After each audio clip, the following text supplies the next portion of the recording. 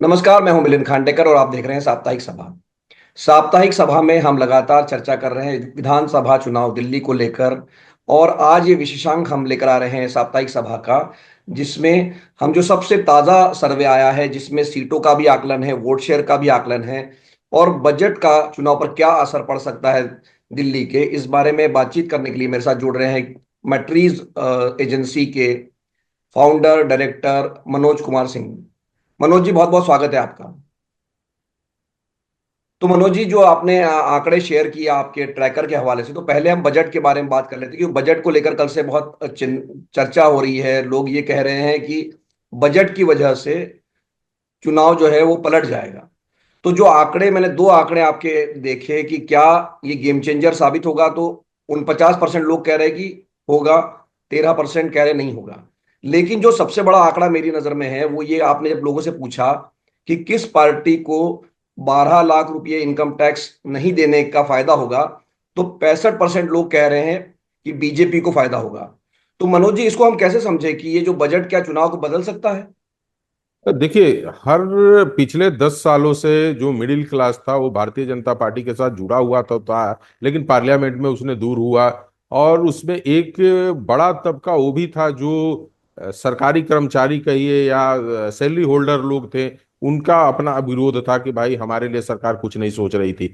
सरकार यदि 1 लाख 2 लाख रुपए भी बढ़ाकर लाती तो मिलिंद जी आश्चर्य नहीं होता, पब्लिक उतना ज्यादा इंटरेस्ट इस बजट के ऊपर नहीं दिखाता। हो सकता है कि जिस तरीके से चैनल के एंकर भी खुश हो होकर दिखा रहे थे कि भाई सरकार ने कितना बड़ा राहत दिया है मिडिल क्लास के लिए। तो और पिछले 10 सालों का जो सूखापन था कर्मचारियों का, वो इतने बड़े 12 लाख, यानी पिछले बार का देखा जाए 6 लाख का, उसको इसने डबल कर दिया। जो कि हम लोगों के अनुमान से जितने भी आर्थिक सर्वेक्षण आ रहे थे उसमें यही कहा जा रहा था कि मैक्सिमम 5 या 6%, मैंने 6 लाख से 7 लाख 8 लाख या 9 लाख तक की सरकार का बैरियर होगा कि वहां तक लेकर जाएगी, इनकम टैक्स में छूट देगी। लेकिन 12 लाख मिलने के बाद अभी किसी तरह का जो नाराजगी थी सरकार के प्रति, लोगों को बोलने के लिए मुद्दा नहीं मिल रहा है कि हम किन पॉइंट को लेकर घेरे। यहां तक कि विपक्ष भी देखते होंगे कि अभी बैकफुट पर नजर आ रही है, जो हर बार ये बोलती थी कि सरकार आर्थिक सर्वेक्षण के अनुसार ये देखा जाए कि वो सिर्फ उद्योगपतियों को लाभ पहुंचाने के लिए बजट ले आती है। इस बार जब आम जनता के लिए और कर्मचारियों के लिए बजट जो कहा जा रहा है कि समर्पित है, तो जो भी विपक्षी पार्टी है उनके पास ये मुद्दे नहीं मिल पा रहे कि हम सरकार को किस तरीके से घेरे।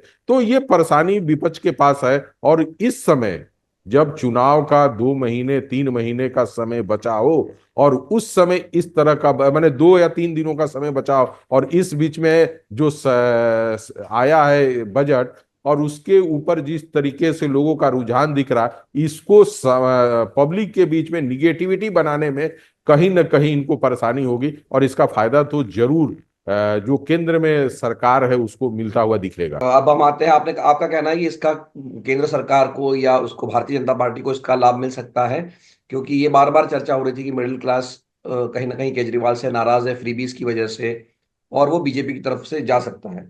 लेकिन अब हम अगले मुद्दे पर चलते हैं मनोज जी। जो मुद्दा है, जो आपका मतरीज का सर्वे जो कह रहा है, वो बड़ा चौंकाने वाली बात कह रहा है। वो कह रहा है कि इस चुनाव में अगर आज मतदान होता है तो आम आदमी पार्टी को 44% वोट मिलेंगे, भारतीय जनता पार्टी को 43 मतलब 43% वोट मिलेंगे, और कांग्रेस को 8% मिलेंगे। तो ये तो बहुत मतलब नजदीकी मामला हो गया, क्योंकि मेरे ख्याल से मनोज जी, ये पिछली बार 54% वोट मिला था आम आदमी पार्टी को। तो अगर ये इतना क्लोज कैसे आ गया ये चुनाव? देखिए, बहुत सारे मुद्दे होते हैं, सिर्फ एक बजट का आप बात को नहीं लेकर कह सकते कि ये बजट जो इनके वोट परसेंटेज गिरे हैं, चाहे इनसे जो कार्यकर्ता टूटे हैं या वोटर टूटे हैं, तो सिर्फ बजट के कारण टूटे हुए हैं। आम आदमी पार्टी के जो गवर्नमेंट के अगेंस्ट में दिख रहा था कि निगेटिविटी तो लोगों का बने हुआ था, एंटी इनकम्बेंसी जिसको कहा जाता कि सरकार के विरुद्ध लोगों का विचार बना था। और वो बनने के पीछे का कारण था कि जिस तरीके से मुख्यमंत्री अरविंद केजरीवाल के ऊपर ये आरोप लगा, भ्रष्टाचार का जब आरोप लगा, उसके बाद सरकार जो आम जनता के लिए फ्री राशन, फ्री इसकी बात कर रही थी, इसके बाद न बिजली के बढ़े हुए बिल आए, पानी के, आप यहाँ के जब बस्तियों में जाएंगे तो लोग यही बोलेंगे कि भाई सरकार ने बिजली माफ तो किया है, लेकिन बिजली आ कहाँ रही है, और आ भी रही है तो कुछ गलत बिलों के साथ आ रही है। इतने बड़े बड़े बिल आ रहे हैं, पानी के बिल बढ़े हुए आ रहे हैं। यदि हमें पानी खरीद कर ही साफ पानी नहीं मिला, यदि हमें खरीद कर ही पीना पड़ रहा है, तो इस तरह के पानी का क्या मतलब आप जो योजना कर रहे हैं, तो इसका कोई हमें लाभ होते हुए नहीं दिख रहा। सड़कें खराब दिखी। हाँ, स्कूल के बारे में ये जरूर कहूंगा कि स्कूल के बारे में आम जनता का ये राय जरूर था कि दिल्ली में पढ़ाई का स्तर सरकारी स्कूलों का बेहतर हुआ है। लेकिन आप एक मुद्दे पर पिछले 15 सालों तक आप सरकार वापस नहीं ला सकते हैं।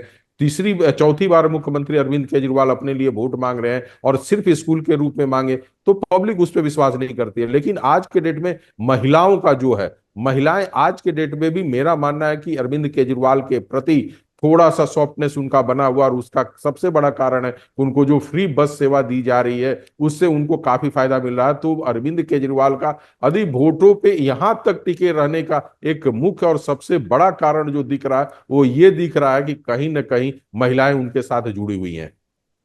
नहीं, तो ये जो आप बात कह रहे हैं कि महिलाएं अरविंद केजरीवाल के साथ है, ये बात हमने और भी सर्वेज में बात सुनी है कि महिलाओं में आम आदमी पार्टी को बड़ी बढ़त है, पुरुषों में उतनी बढ़त नहीं है। लेकिन ये जो 10% की गिरावट है, ये तो मतलब आपने चुनाव को बिल्कुल ऐसा कर दिया कि अब कोई भी जीत सकता है।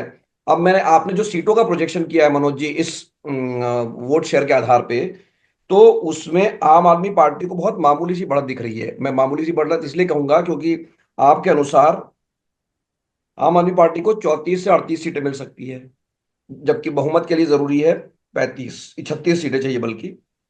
भारतीय जनता पार्टी को 32 से 36 सीटें मिल सकती है, और कांग्रेस को 0 से 1 सीट मिल सकती है। तो अभी तो आज ये हम जब रिकॉर्डिंग कर रहे हैं, आज रविवार है, बुधवार को मतदान है, तो अब आपको क्या लग रहा है कि मतलब ये किसी भी तरफ जा सकता है रिजल्ट? 100%। और मुझसे पूछिएगा तो रिजल्ट तो चाहे जिधर भेजा, लेकिन आज भारतीय जनता पार्टी दिल्ली में मजबूत स्थिति में दिख रही है। कहीं ना कहीं नरेंद्र मोदी के प्रति लोगों का विश्वास है। जिस तरीके से अमित शाह ने झुग्गी झोपड़ियों में काम किया है, वहां से भी वो वोट उठ कर आ रहे हैं, जो भारतीय जनता पार्टी को लोग वोट करने के लिए तैयार हैं। तो बहुत सारे ऐसे मुद्दे हैं। और सबसे देखिए क्या था कि अभी चुनाव के बजट के जस्ट पहले की मैं बात बता रहा हूं कि भारतीय जनता पार्टी के कार्यकर्ताओं में वो उत्साह नजर नहीं आ रहा था। और उसी वही आप देखते हैं कि आम आदमी पार्टी के जो कार्यकर्ता थे वो सड़कों पे थे, लोगों के बीच में जा रहे थे, बात करने की कोशिश कर रहे हैं। लेकिन बजट के बाद आम जो इनके कार्यकर्ता हैं, जो छोटे नीचे स्तर पे बूथ मैनेजमेंट का काम देखते हैं, उनको जैसे लग रहा है कि एक बहुत बड़ा हथियार केंद्र सरकार ने उठाकर दे दिया है। तो जब अपने कार्यकर्ता इस तरह से उत्साहित और बढ़ चढ़कर हिस्सा लेते हुए दिखते हैं, तो ये मानकर चलिए कि कहीं ना कहीं सरकार को सपोर्ट मिलता हुआ दिख रहा है। और जब सरकार को इस तरीके से सपोर्ट दिखता हुआ दिख रहा है, तो चुनाव में जब अभी हमारे पास 3 दिनों का समय पड़ा हुआ है, तो इसमें कोई भी रिजल्ट आश्चर्यजनक आएगा। आम आदमी पार्टी के लिए गैप को भरना उतना आसान नहीं है जैसे पिछले 2 इलेक्शन में इनके लिए था। पहला जो इन्होंने चुनाव जीता था वो आंदोलन का चुनाव था। उस आंदोलन के चुनाव के बाद जब अरविंद केजरीवाल ने अपने इमेज को बहुत अच्छा किया, लेकिन आज जो चुनाव हो रहा है उसी इमेज पे इतना बड़ा धब्बा लगा हुआ है अरविंद केजरीवाल का। शराब घोटाले का लगा हुआ है, शीश महल का जब आरोप लगा हुआ है, तो वो उनके लिए बहुत ज्यादा स्पेस चुनाव में नहीं रह गया है। और अंत में आकर बजट ने इनके सारे कई हथियारों को समर्पण करने की स्थिति में ले आकर रख दिया है।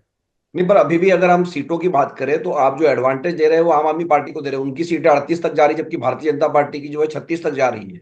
देखिए मिलिंद जी, सबसे बड़ी बात होती है कि जो भी रूलिंग पार्टी होती है उसको एकाएक आप सत्ता से बाहर होते हुए नहीं दिखाते, क्योंकि सरकार में रहते हुए बहुत सारी चीजें ऐसी होती हैं जो चुनाव के समय भी प्रभावित करती हैं। जब हम लोग भी सर्वे लेकर आते हैं तो ये कोशिश होती है कि पिछला उसका वोट परसेंटेज कितना था, अभी कितना नुकसान हो रहा है। वोट परसेंटेज आप कहिएगा तो मैं मानूंगा कि ये है। सीट टू सीट जब हम कैलकुलेशन पे जाते हैं तो हम एकाएक ये नहीं दिखा सकते हैं कि रूलिंग पार्टी का ये मेंबर इस तरीके से बाहर होते हुए या चुनाव हारते हुए दिख रहा है। तो थोड़ा सा हम लोग सेफ खेलना चाहते हैं, या कहिए कि अपने आप को बचाते हुए आगे बढ़ना चाहते हैं कि सरकार के अंदर के जो सारी मिशनरियां हैं, जो इनको सपोर्ट कर सकती हैं या उनके लिए काम कर सकती है, उनको हम लोग नजरअंदाज न करें। तो थोड़ा सा सेफ लेके चल रहे हैं, 2 दिनों के बाद और स्थितियां साफ होगी, और जब लोग बूथ पर आएंगे एक पोल करने के लिए, तो 100% स्थितियां क्लियर हो जाएगी। तो इसमें कांग्रेस का जो आपने वोट दिखाया, कांग्रेस के वोट पे सबकी नजर थी कि कांग्रेस का वोट जो है 4% से 8% पे जा रहा है। तो क्या ये भी कहीं ना कहीं आम आदमी पार्टी को नुकसान कर रहा है कि कांग्रेस का वोट बढ़ रहा है, और वो एक नुकसान कर सकता है आम आदमी पार्टी को? देखिए, ये मिथ्या बना पड़ा है कि आम आदमी पार्टी जहां भी आई है, बढ़ी है या सत्ता के करीब पहुंची है, चाहे पंजाब का आप बात कर लें, चाहे गुजरात की बात आप कर लें, और दिल्ली की बात कर लें, तो वहां पे सबसे बड़ा कारण नहीं माना गया कि कांग्रेस के जो वोटर टूटे, जो भारतीय जनता पार्टी के साथ नहीं जुड़ सकते थे, तो वो आकर सत्ता में कहीं ना कहीं इनको लाभ पहुंचाया है इन लोगों ने। तो अब उस स्थिति में देखा जाए तो आम आदमी पार्टी का वोटर यदि टूटता है, और वो अल्पसंख्यक जो वोटर कहा जाता है, या वैसे वोटर कहा जाता है जो भारतीय जनता पार्टी के विरुद्ध पूरी तरह से खड़ा रहता है, तो वो बीजेपी के पास न जाकर कांग्रेस को फायदा पहुंचा रहा है। इस बार कांग्रेस के एक दो ऐसे लीडर हैं जो वोटों पे प्रभाव डाल रहे हैं, और उनको वोट परसेंटेज आते हुए दिख रहा है। तो जब कमजोर स्थिति बनती है कैंडिडेट की, तो उसका वोटों का बिखराव होता है। और आम आदमी पार्टी के बहुत सारे ऐसे वोटर हैं, कैंडिडेट है, जिनके वोटरों का बिखराव दिख रहा है। वही कारण है कि कांग्रेस को अभी वोटों में इजाफा दिख रहा है, जो 4% से 8%। यदि मेरा मानना है कि यदि 10% या 10% से ऊपर कांग्रेस का वोट परसेंटेज आएगा, तो आम आदमी पार्टी के लिए यहाँ पे बहुत बड़ा नुकसान हो सकता है। लेकिन आम आदमी पार्टी से जो वोटर टूटे हैं, ऐसा नहीं है कि सारे के सारे कांग्रेस की तरफ जा रहे हैं। उसमें से बहुत सारे वोटरों को भारतीय जनता पार्टी, यदि 38% से वो 42, 46, 47% तक पहुंचने की स्थिति में आज अपने आप को भारतीय जनता पार्टी खड़ी है। चूंकि अभी तक का उसका ट्रैक रिकॉर्ड देखेंगे वोट परसेंटेज का, तो 38% और 36% के अंतर्गत ही भारतीय जनता पार्टी रही है, और उसी पे वो सत्ता तक आई है। और इस बार उसका वोट परसेंटेज यदि 44% तक जा रहा है, तो ये सोच लीजिए कि कहीं ना कहीं भारतीय जनता पार्टी के तरफ भी आम आदमी पार्टी के वोटरों का रुझान दिखा है। नहीं, पर जो 10% का नुकसान आप दिखा रहे हैं उसमें से तो 5% प्रतिशत वोट ही लगभग पिछली बार के मुकाबले भारतीय जनता पार्टी के बढ़ रहे हैं। मतलब वो 39% पे थे पिछली बार, और वो 44 तक, 43 44 तक जा रहे हैं वो। लेकिन कांग्रेस पार्टी भी तो 4% वोट अपना बढ़ा रही है लगभग।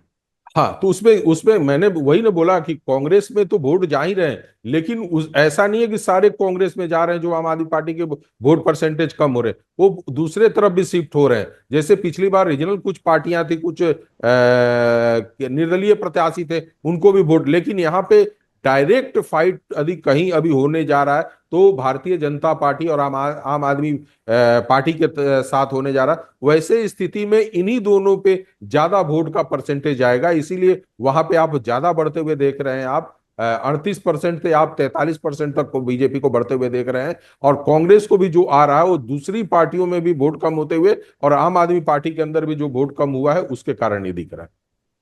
तो सबसे आखिर में वापस एक बार हम सीटों पर आ जाते हैं मनोज जी। आप ये कह रहे हैं कि एडवांटेज जो है, मतलब आम आदमी पार्टी 38 तक जा सकती है जबकि भारतीय जनता पार्टी 36 तक जा सकती है। तो अगर बुधवार को मतदान है, आज रविवार है, तो ये आपके हिसाब से जो अंतिम निर्णय आएगा इस चुनाव का, वो किस तरफ बैठ सकता है? मैंने ये शुरू में ही बोला कि जब रूलिंग पार्टी का वोट परसेंटेज गिरता है, तो ये समझ में आता है कि ये सरकार खतरे में है, या ये सरकार जा सकती है, या कोई बड़ा परिवर्तन भी दिख सकता है।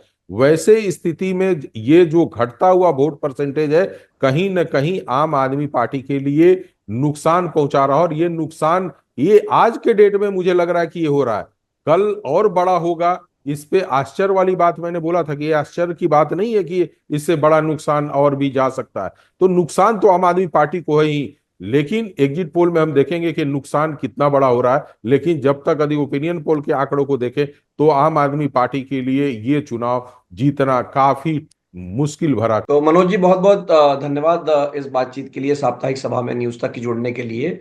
तो मनोज जी का आकलन ये है, जो मैंने शुरुआत में भी आपको बताया, कि ये जो दिल्ली का विधानसभा चुनाव है, ये बिल्कुल कांटे का मुकाबला हो गया है।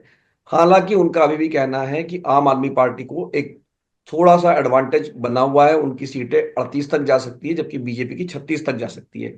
जो लोअर एंड पर है, बीजेपी 32 पर है। तो अब देखने वाली बात है कि 3 दिनों में जब मतदान होगा तो आम आदमी पार्टी इस एडवांटेज को बढ़ा पाती है या बीजेपी इस गैप को कम कर पाती है।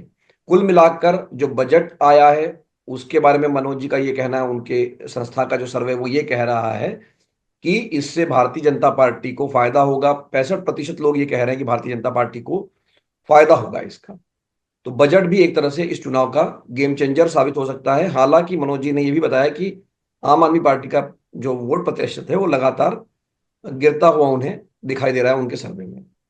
तो ये आकलन सही होगा गलत होगा ये तो शनिवार को ही पता चलेगा।